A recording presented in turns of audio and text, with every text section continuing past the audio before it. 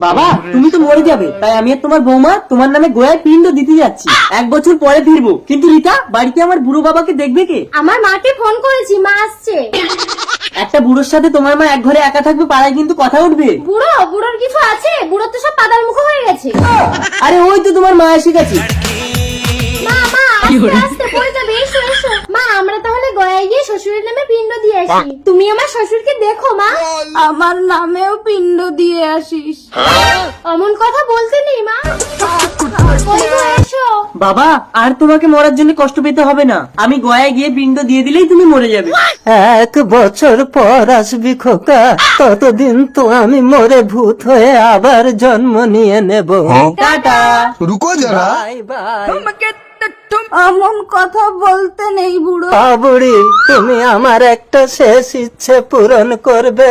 শেষ ইচ্ছেটা কি বুড়ো? बंद कमरे में प्यार करेंगे।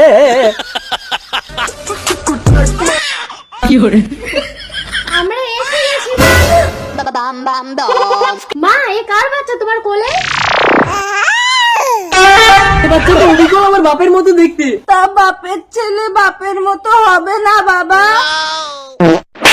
মুখে কথা বল। আরে আমার বাবা কোথায়? তোমার এই ভাইয়ের জন্ম দিতে বুড়ো নিজের জীবনটাই দিয়ে দিল।